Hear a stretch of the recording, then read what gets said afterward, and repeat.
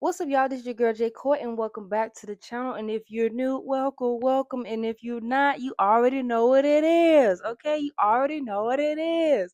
I hope all is well, you guys. I know I skipped one week, and that week it was a turned up week for me. Okay, you know, turned up week. That's all I can say. This is a turned up week. So we back at it, and everything. So I do apologize for that week of ghosting. I hate the ghost, y'all. I really do. But sometimes life be life, right? We had that discussion, so we already know what it is. We're back in it with another movie video as titled. Now I don't want to butcher the name or anything like that, so I'm just gonna call it Gangu. But in the titles, it'll have all of that. Before we get into it, I definitely want to make some things known because this is a movie that it highlighted a lot of subjects. I would say a lot of subjects that actually help educate myself on a perspective of the red light district. Okay, I knew some bits and pieces, things like that, but this was a whole nother level. Okay, and I got my shazes because although it's a tragedy and sad like process, but let me just say boss be bossing, and I love when our boss come out and survive from all the storms, and she flipped a downsizing arrow to a positive one. Okay, and I mean it was still heartfelt. Like, did I cry a little bit? Hell yeah. But I felt like her redeemed. Like, I feel her energy. It's almost like I throughout the process I'm like, oh my god, I'm rooting for her, things like that, because the boss was bossing. Okay, and I don't want to butcher her name anyway, but I also put her name like in the below because although it's not 100% a biopic about her, but she was a legit real one, like in real life. Okay, she was that. Okay, changing laws, changing everything on how people view the red light district. Okay, so before we get into it, let's watch the trailers.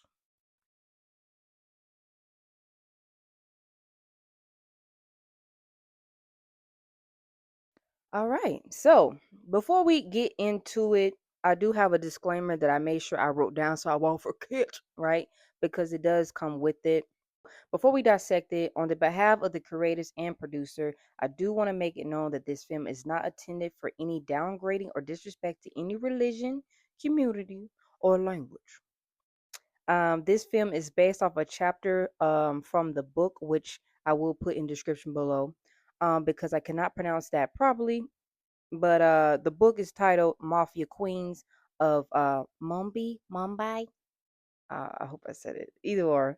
But it's not a biopic, like I said, and so I do want to make it known that before dissecting it any further, things like that, So, like I said, with this film, it's a very powerful film. Just a little bit of the side of the trailers itself. It's giving inner women empowerment. From just strength. It's just unmatched. Okay, like she was put in a position, like that was really it's really tough because it's like, man, like we've all have been where we like head over heels, and when someone is actually playing around with your dreams and things that you just want to become accomplished, that's dangerous. The manipulation is time 100. Okay, but I have like literally seen this movie like over 5 times. Okay, I mean, I just loved it. I just love the empowerment. I feel like, because I'm like, she literally got it out the mud. Did she make certain decisions that could have been prevented? Yes, but we all know we've been there, done that, where we're not listening to our parents and we're making decisions based on, because it's like, we want to be grown. We want to be grown.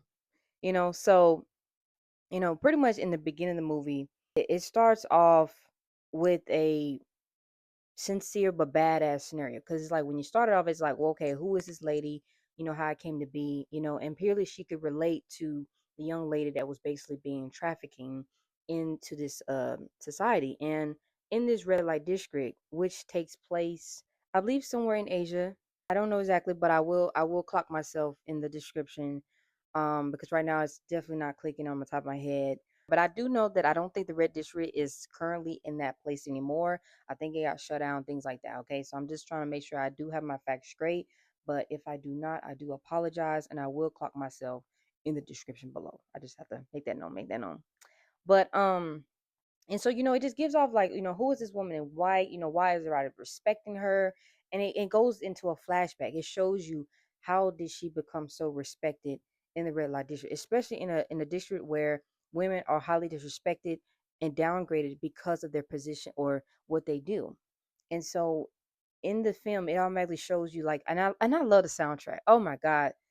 The soundtrack is just beautiful, heartwarming. I'm just like, it's peaceful too, but it has that emotion where it just literally grabs you into the film like, okay, this is about to be deep, because that's just what it's giving, this is what it's giving.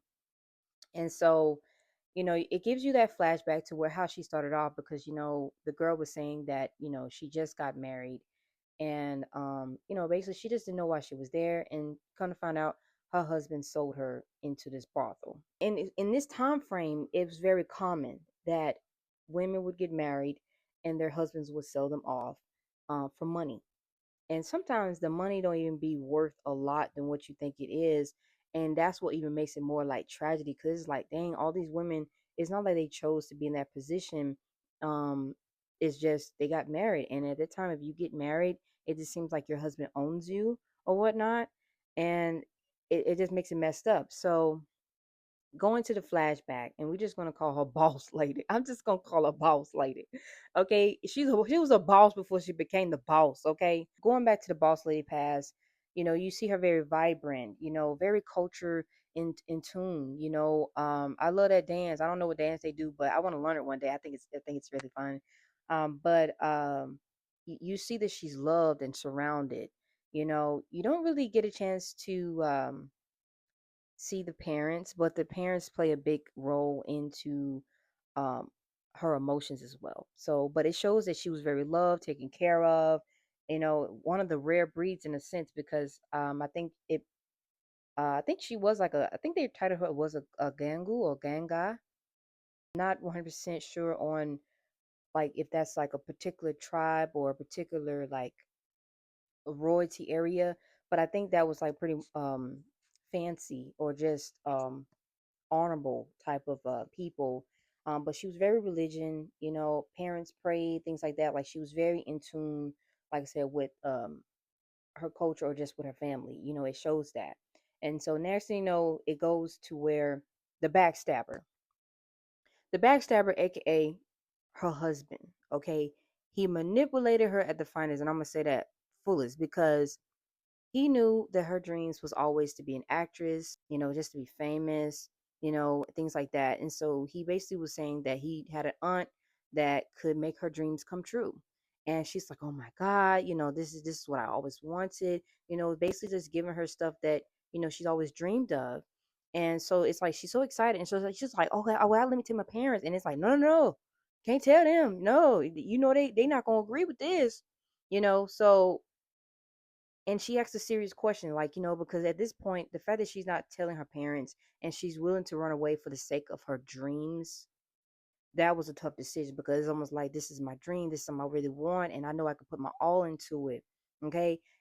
But this man is telling me not to tell my parents and literally just ghost them, but then tell me they'll forgive you when you become famous. They'll forget all that you just left them hanging. They'll still love you, because like it's a decision. And it's not just a simple decision. This is a life decision here. You literally thinking about running away with your newfound husband.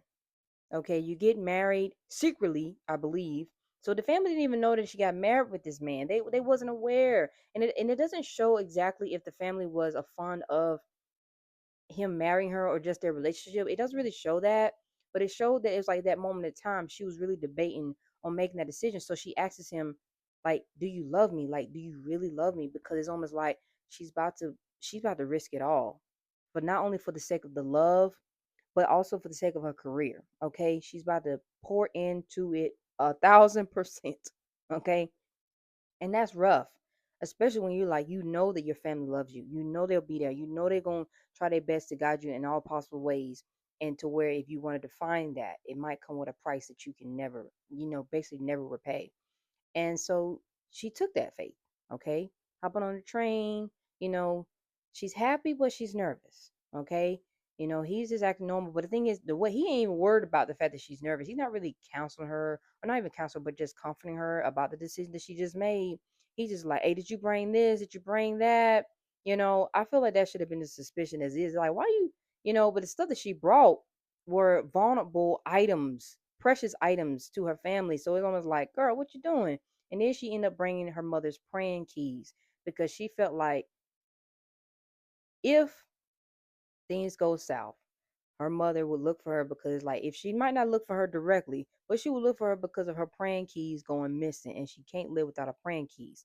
I feel like right then and there, the fact that you felt like you needed to take your mother's praying keys, you already knew that you was doubting your new husband. And I feel like she kind of felt that, but it's almost like, sometimes we don't always want to listen to our inner thoughts or just our intuition or just telltale signs that naturally our DNA be like warning us, be like, hold up, you know? And I think that was at that moment of time where it's just like, sometimes her subconscious was like, watch out about him. Just watch out, you know? And then someone's like, he loves me. He loves me so much that he's willing to invest in my career, change my life. He knows that this is my dream. He has to love me. So you go into that head over heels denial part of just the being in danger, things of that. But I think she was more nervous about the fact that she left her family without even saying goodbye. And that's hard because technically she ran away. She got married and she ran away. That's technically what happened. And she seemed like she was a daddy's girl, but her mom kept her in line. But she loved both of them like deeply. But I believe that she was a daddy's girl. And so, when they get there, immediately she's trying to figure out what neighborhood we in. Are we there yet? She's starting to put puzzles or pieces together, and it's like she's not liking what she's seeing. Okay, she's not liking what she's seeing, and her surroundings is pretty much like rough. Looking tired, like they're looking very, very poor. You know, they look like the slums in a sense. Like it's just what's going on. And so eventually, she just felt the energy shift. She's like, why is everybody knocked out? It's daytime. Nobody's like, productive. Nobody's like doing the normal things that you would normally see people do. And it's like, what's going on? And he's like, relax, I'll be right back. Just about to talk to my auntie. And she's trying to sit and stuff, but she's getting the eyes and all that. And then some of the ladies was like, hey, you want some water? Because they already know what's about to happen. She's the only one that don't know and everything. And eventually she just becomes so unease with the environment that she's like, okay, what is backstabber at? Even though she didn't really say that, I'm just calling him backstabber because he is. Okay, he's a backstabber. So when she finally trying to figure him out, I think his name was Malik or something. I think it's something with an M. I can't really remember his name directly, but when she finally finds the auntie don't even look well herself. Okay, auntie look worn out.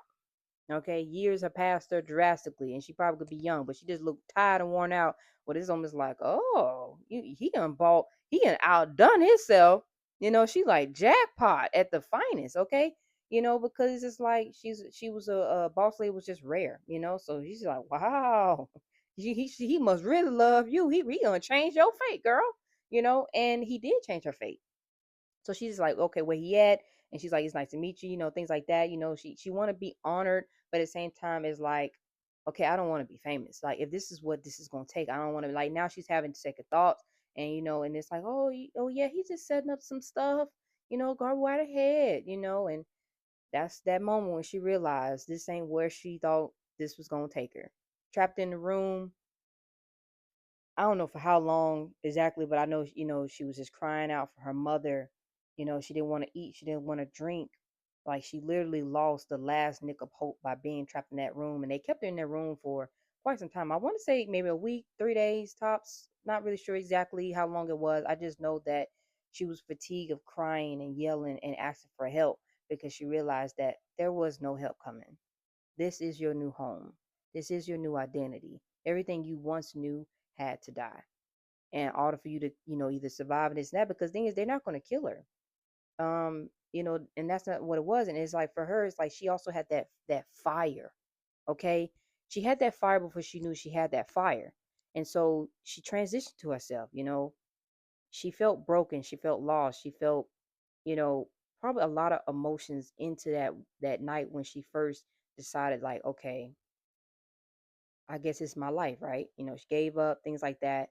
Her first client, he wasn't the best, but her first client really put a spark into her, because he knew her worth when he saw her on site. That's what I'm saying. Boss lady was boss lady before boss lady knew she was a boss.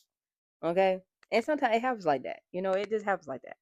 But he told her that she was gonna be something special. Like she gonna be that storm that nobody was expecting. Those be the best ones too. But and so when he told her all that, like boost up head saying that she gonna be the queen for real, she took that to heart. She's like, he right off of my first client, and he already know the goods. Like he already know he just already know the worth of this peach. Can't beat it. Just can't beat it. Okay, off the first customer, oh, she knew her worth ASAP. She was changing the game ASAP. Okay, she started telling the girls, switching up, like telling them to care about their hygiene, put on some jewelry, put on some makeup. Put effort into this. This is a job at the end of the day. Okay, you haven't lost your beauty, you haven't lost your worth. Like she was pouring into the other girls. Okay, teaching them things that normally the mother of the household or whatever, she didn't do. She just like, hey, do what you can, this and that. Like she really didn't care about them ladies like that. It's like, as long as you bringing in money, you gonna be straight, type of thing. But no, boss lady was like, no. And that's how it was easy for her to become the mother of the household, because she showed care. It's like, hey, I'm not gonna have y'all looking like this around me. She started spreading the love to the whole household, and all the ladies was loving it, because they're just like, they need those things though. You know, although I know in the area they at, and most people don't care, but it's like they need good products still. They still need to know how to smell good, because thing is, smelling good, looking good, good hygiene for that position, that's what's gonna make the customers come back too. Okay. And it's like, this is a business and we have to treat it as such. Okay. She put value into the red light district. All right. She was not playing them games. And then she even gave them off days. And if they have an off day and somebody's like, hey, look, she about to throw them hands on you. Okay. Beat you with the purse. Okay. She was not playing them games. She was not allowing the ladies to continue being disrespected because of their line of work. She literally put value into it. And in the culture itself, everyone looks down on women that's like that. It's just, you got a lot of names, because of the position you are. It's like you're in a position where you're never going to find love. No one is ever probably going to marry you. And if it is, it's very rare, because most of your clients, you're dealing with clients that are married or just foul men, that want to abuse and can get away with it, because it's almost like nobody's coming for you. It's like you and a bandit. Like no one cares about you, things like that. So it's almost like a lot of people see them as just not needed people, or just disgusting people or animals. I'm not really sure. I mean, it really didn't explain that, but that's just what you get from the people there. And so she poured value into the ladies, okay? And the mother of the household, she really didn't like that. And so she knew that this man, that apparently he loved cutting up women, abusing them, like beating them. Like he would pay for a night just to beat on them. And I never really understood that exactly. But the head of the household lady, she knew what she was doing. And so she purposely allowed that man to mess with boss lady. Okay. And he did a number on her really bad, messed up her money. Okay, and she would think that that would slow boss lady down by doing that. Like she was in the hospital for a while, still trying to heal. But then she realized that she knew a man that cared a lot about business, but also he was loved by all men. And he also was like praised. Like men would kiss this man's feet. Okay. And we're just gonna call him brother, because he kind of was, but he really basically became her brother. And so she realized the power that that man had, or her brother had. And it's just like she thought of a good strategy. It's like, okay, he got beyond respect, and all these men in the red light district, 9 out of 10 works for him and praises him. Okay, and so he was a big deal. So for her, she didn't approach him as, hey, I want revenge. She approached him as a business owner to a business owner, or just a boss to a boss. Okay, like I said, boss. And because at first he wasn't really trying to listen to at first what she was saying, but when she showed him her wounds like really gashed up, and she's just like, I'm not coming to you as a prostitute and want some reimbursement or something. She just said that this man or one of your men is messing up with my money, and this is what he's done to me. And this is like, as a business person to a business person, it's like this is messing up, my money. And then one thing, if a man care about his money, he gonna relate to that ASAP. Okay. And when he realized, he's like, dang, this is one mind. He's like, he got so many people working for him. He's like, I don't know who it is, but he do know one thing: you can't be messing up with nobody's paycheck. Okay, he wasn't with that, so it's just like, you know what? He's like, I see you. He ain't said it direct, but he see her. All right, and so he's like, you know what? If that sucker pull up again, just give me a call. Okay, just give me a call and I'll handle it. You know. And at first, I think he was trying to give her either some money or just some care, and she said she don't want that. Okay, she said she didn't want that. She just wanted protection. That's what she wanted. She wanted to know if anything happened to her moving forward, that protection was guaranteed by the holiest man in the neighborhood. And she locked that in. She locked that in. Okay. So eventually, you know, she tries to get healed, go about her business, things like that. Because all the ladies are like terrified now. They're like, "Oh my God, she got hurt!" Like everybody really cares about Boss Lady, as they should, as they should. Okay, they care about her. They love her. They will do anything because if she tells them, "Hey, it's an off day, let's go," they'll go. They're not listening to the woman that actually supposed to be over them. Like that, the head lady, she wasn't even the head lady when Boss Lady came in. I mean, I feel like she lost her power instantly. Okay, nobody was stunned when she talking about, y'all better work. Uh, Business is closed today. We're off today. Okay, and it's just like, let's go. We finna go. And guess what? They finna go. Cause 9, 10, they don't want to do that shit anyway. So they finna enjoy their motherfucker off day. Okay, but the head lady just, she was envious of Boss Lady, and you could tell. You could tell what is shining bright and what needs some sun. And the head lady, she needed some sun. Okay, she needed some loving. She needed a lot of things because it didn't matter how much money she was making. You know, in this establishment, okay? Because clearly, I don't know where the money was going, but it wasn't going on her. I mean, I feel like if you're gonna be ahead of something, I mean, you need to look like the money. I mean, if anything else, because if the building ain't looking, you ain't buying products for the ladies. Like, where's the money going? I mean, are you just paying it all to just the city? I mean, I don't know. I don't know. But Boss Lady turned that around. No, we about to be wearing the finest clothes it is, the purest colors at that. Okay, purest colors.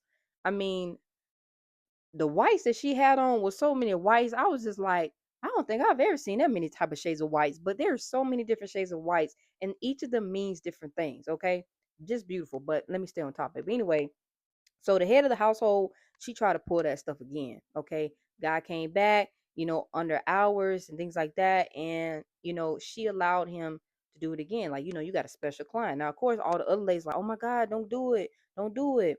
And she's like, no, it's okay. It's okay. Because I think at that moment, Boss Lady wanted to see if her brother was going to pull through because this will be his first test. And so while she getting beat up and stuff, people are calling the security guards, things like that, you know, and there we go. He pulling up. He pulling up.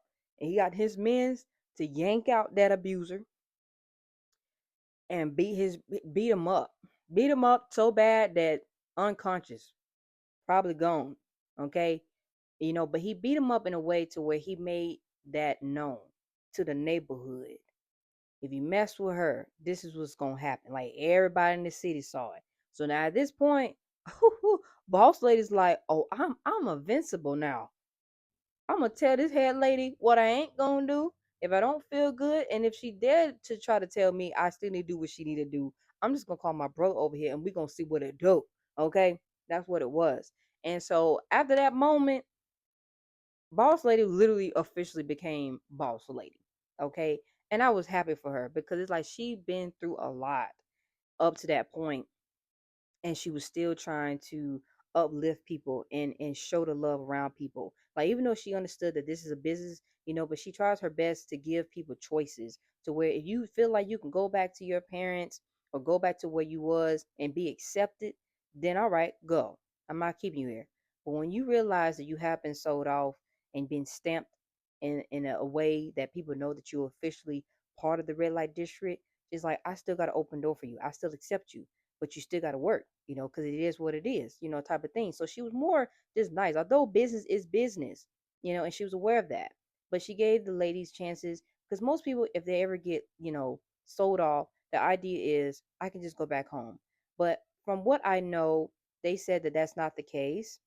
To where if you get sold off 9-10, your family is not going to welcome you back to the house because they just going to feel like it's shame to the family, the bloodline, the disrespect, the whole 9 yards. So most of the time they're like your family, they either don't accept you or they'll probably like end you themselves or something like that. Don't really fully know. Please clock me if I'm wrong. So it was always a iffy thing. So most of the ladies never could go back after that point to where the least that boss lady could do for the ladies were to treat them with respect because they know that they're not going to get it from their clients. They're not going to get it from the other people outside. And so I think that's what made her more different and special throughout this movie because of the respect that she gave these ladies. And so, you know, eventually the head of household lady, she does passes away. Not sure why exactly. They didn't really specifically show in the movie exactly what made her. I just think old age, distress, tired, stuff like that. And so, the ladies voted boss lady to be the boss lady. They're just like, you take care of us. You've been taking care of us. And they're like, we don't see no one else running the shots but you. And she did a thing, okay? And you would think that it would stop there. You would think that it would stop there, but no. Boss lady kept elevating. Okay. So now we're going into where she is fighting to be like whether it's governor or president, like she's literally fighting the politicians now about the idea of what it is because I think they wanted to go in and either destroy or take things down and they're just like, hey, but these ladies don't have nowhere to go, you know they don't have nowhere to home to be, and you're basically trying to take their livelihood, their surviving, everything about them that they're stuck to. So she was fighting for beyond just the red light district. She was fighting for every woman that got in place there and really won't have nowhere to go. It's not like they could just pick them and say, okay, this didn't work out, let me go to another job. It's not like that at all. It's like if you stuck there, you just about to be put there or you just about to be left behind. And so that what made it more beautiful because like she over here on TV, talking to a lot of political people, a lot of religious people, and she's literally saying that, y'all need us though. All these married men, most of them are married men that come to this red light district where it's like y'all need us so your men's won't come and beat y'all. She had like a really beautiful speech, um, fighting for just the rights of it, to a point where it was just like I felt that empowerment, even though I'm not in that lifestyle, but it's like, damn, like I felt that energy. I felt the worth of fighting for these ladies because it's like if she don't fight, then who is willing to fight? Because it was a lot of fight, a lot of threats, that being taken place, a lot of beefing. I mean, she's going through a lot of things in the mix of it, still standing tall, knowing that these ladies will never find love. And then if they get pregnant, nobody's gonna claim they'd be like, okay, let me marry you and take care of the kid. Nobody's doing that. They're stranded with the pregnancy. If not, abortion. But then if they can afford those things, in that situation of line of work.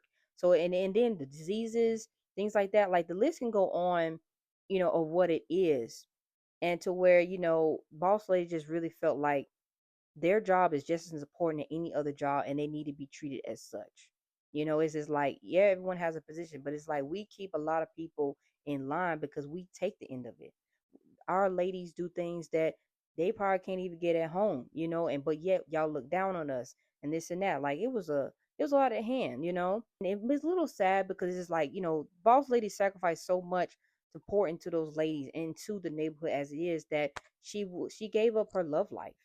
There was a young man that loved her, very handsome. He probably would have done anything for her, but she put the line of business at top priority. And I get why she did it.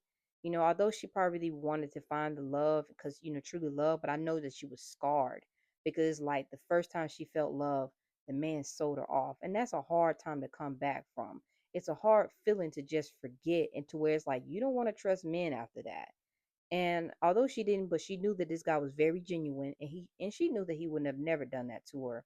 But there was this little girl, she, I want to say mid-teens maybe, and the thing is, she was her mother was locking up her in a cage, and the boss lady was just like, you can't keep her here. So she was like, well, I don't want her to be like us. And so the only way that she could have is finding being married, things like that. So she asked the guy that loved her to marry the girl. And of course, he understood it. He get it, because it's just like ain't no spot for us. But with women having kids, now the kids should have a choice, and so she fought for that too. If the women are having kids in the brothel, they're not abandoned, but they're educated, because the thing is, they're pure.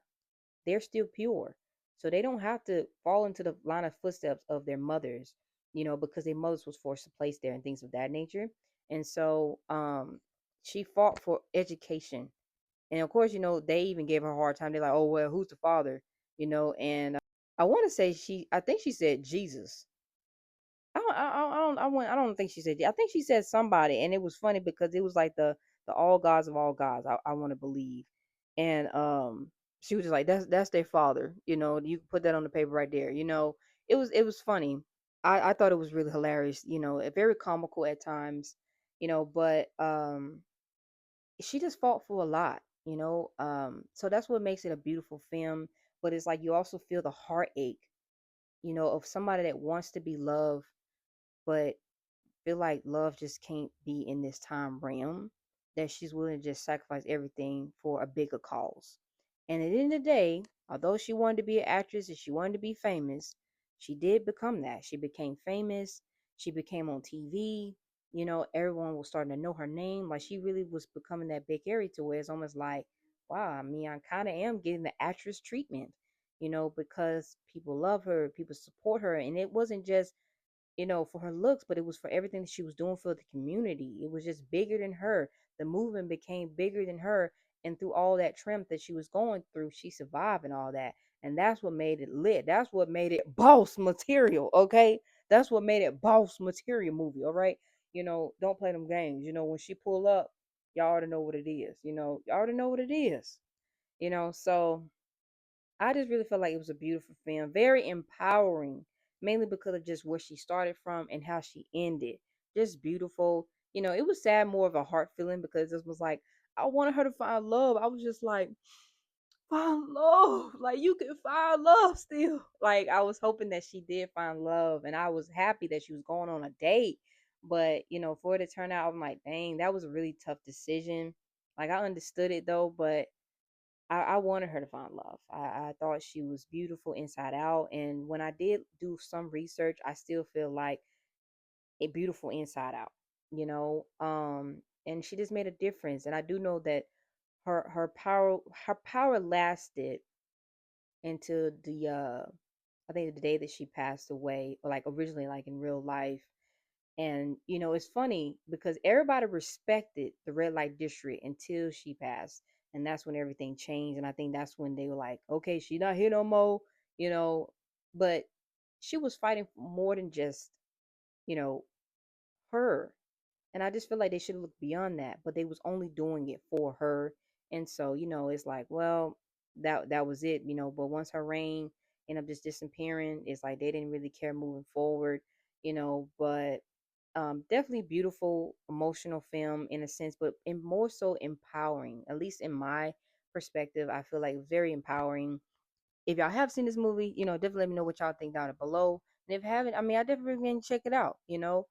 Um, Definitely empowering. I feel like those was one of those films where it's like, if you feel weak one day and just need some inspirations of just why I'm capable of doing it, this will be the film to watch that. For me, 10 out of 10. The movie is 10 out of 10. I really did enjoy this film. Clearly, I watched it over 5 times, probably more than that at this point. But definitely 10 out of 10. 10 out of 10. This beautiful film, beautiful film. That's all I could really say when it comes down to that soundtrack, the actors, the locations. I mean, everything. I mean, it always shout out to everybody that made this movie possible.